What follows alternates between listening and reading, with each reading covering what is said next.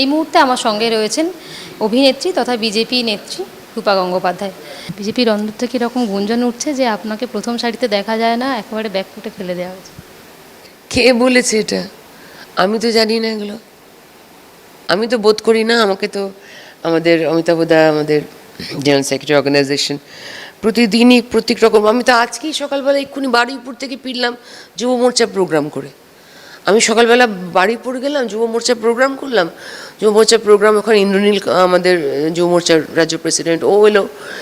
তো আমি তো ওখান থেকে সোজা এখানে এলাম, বাড়িও যায়নি। আর বারুইপুরে থেকে রাজপুরের বাড়িতে গিয়ে দু চারটা জিনিস তুলবার ছিল, তুললাম, তবে এখানে চলে এলাম। সকালবেলা বেরিয়েছি। এই আজকে একমাত্র নয়, আমি তো পরপর প্রতিদিনই কোথাও না কোথাও নানান জায়গায় ধর্ণা মঞ্চে, প্রতিটা আন্দোলনের প্রতিটা হাঁটায়।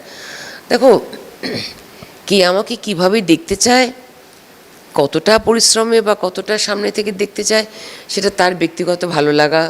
নিশ্চয়ই হয়তো সে আমাকে খুবই ভালোবাসে, তাই হয়তো সে আমাকে মিস করছে, বা আমার কথা হয়তো সে বারবার করে বলে।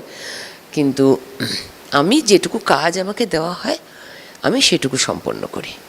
আর একটা বিষয়ে প্রশ্ন করব যে শুক্রবার দিন জুনিয়র চিকিৎসকরা আন্দোলনটা প্রত্যাহার করেছে স্বাস্থ্য ভবনের বাইরে থেকে। এখানে আমরা রাতারাতি দেখলাম যে বিভিন্ন স্লোগান মুছে দেওয়া হলো, কীভাবে দেখছেন?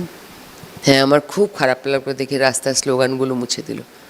অথচ এতগুলো করে ইলেকশন হয়, এতগুলো করে পার্টিগুলো থেকে এবং ক্যান্ডিডেটরা টাকা দেয় এই সমস্ত মানে ফ্ল্যাগসগুলো, পার্টির জিনিসগুলো সব সরিয়ে নেওয়ার জন্য, খুলে নেওয়ার জন্য, দেয়াল লিখন পরিষ্কার করার জন্য।